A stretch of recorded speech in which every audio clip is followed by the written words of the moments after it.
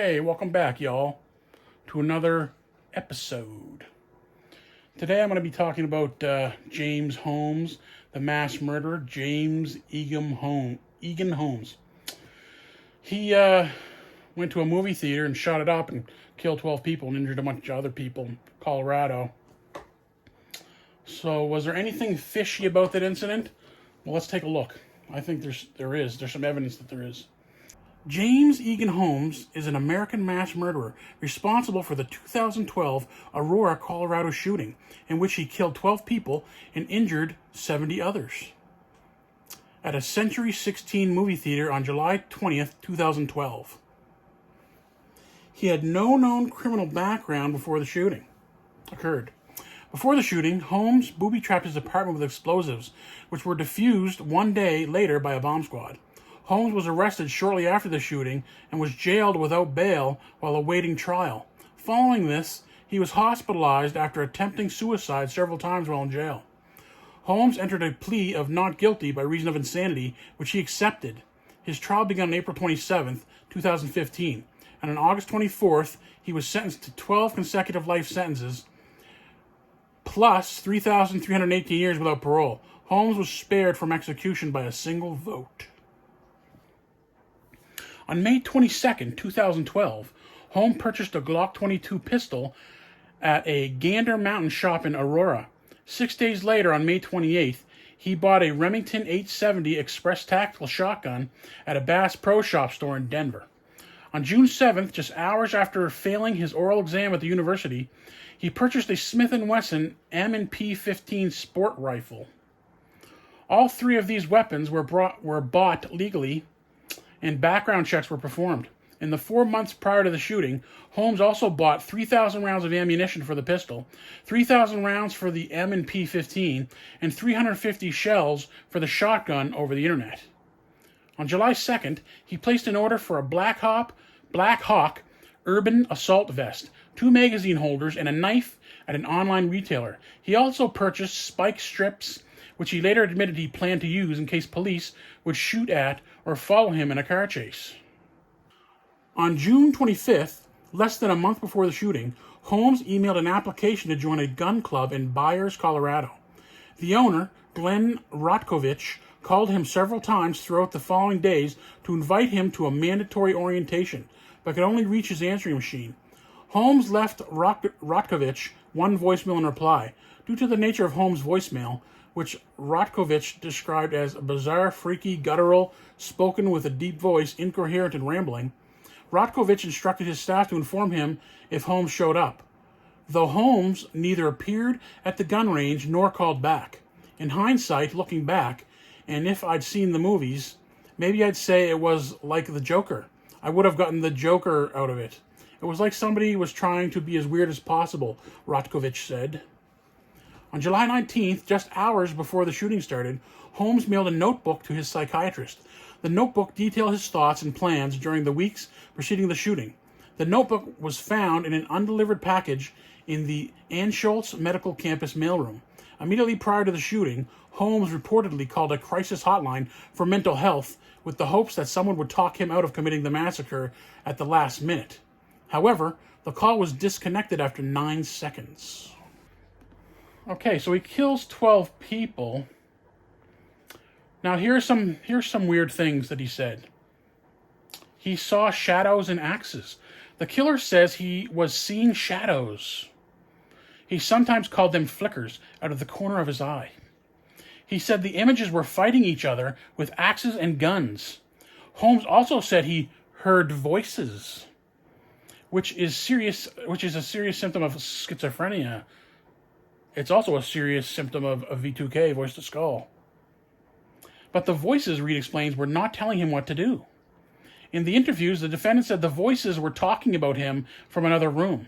When he was a child, the shooter said he was afraid of nail ghosts, which would come out of the wall in his bedroom at night. So he was hearing voices and seeing things. Now, hearing voices is V2K, voice to skull.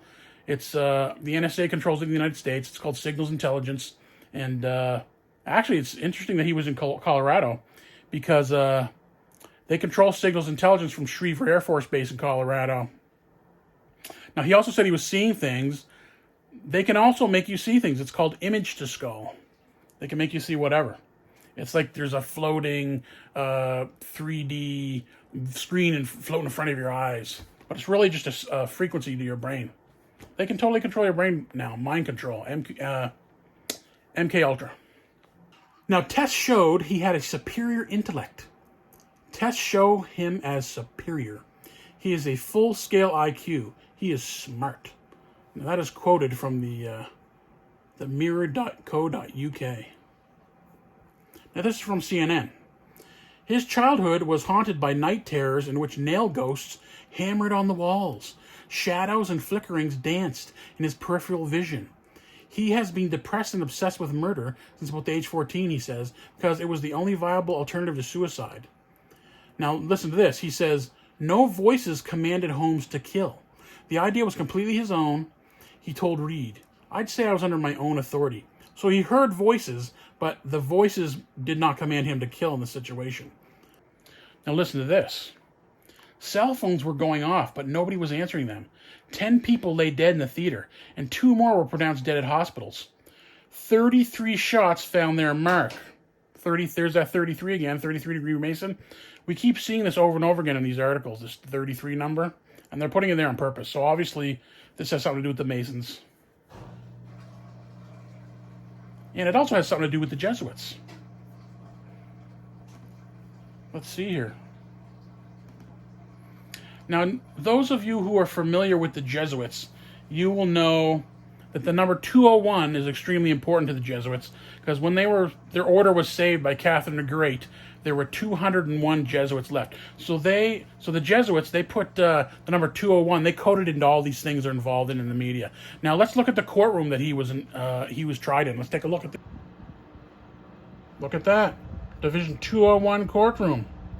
201, just like the Jesuits. If you don't know anything about gematria, go watch Gematria Effect News with Zachary K. Hubbard and learn all about it. Now listen to this one. He behaved bizarrely at the hospital. He went through bouts of catatonia.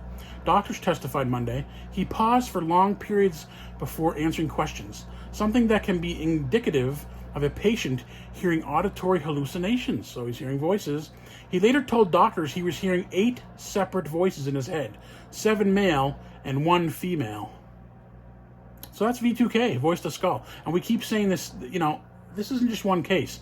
We keep seeing the same pattern over and over again in these shootings where they're hearing voices telling them to kill. He said the voices didn't tell him to kill in this case, but he's hearing voices, and he said he's hearing 8 separate voices in his head, 7 male, 1 female. Now, that would be from a supercomputer, and the computer just puts the voices in your head. Shreve Air Force Base. Holmes told his doctor he thought his food at the jail was poisoned, then told them he bit his own arm for food. It sounds like he was losing it after he got arrested. Now this is from CNN. He felt calm and collected, as if he was on autopilot. As he started shooting, he knew he was well prepared. Autopilot, sort of like he's being mind controlled. Now here's another interesting thing. In the Illuminati card game, there's a card and it looks like the theater. Let's take a look at this.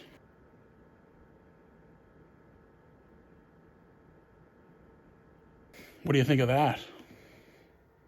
Now, another thing that has to do with gematria is, now he was born in December, the 12th month, and he killed 12 people, and he was sentenced to 12 life sentences in jail. So that's 12, 12, 12. And what is that? That's 666 times 2, or doubled. So that's sort of a weird thing.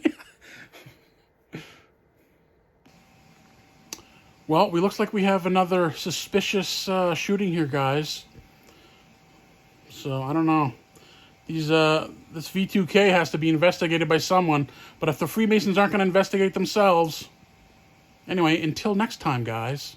Ciao for now.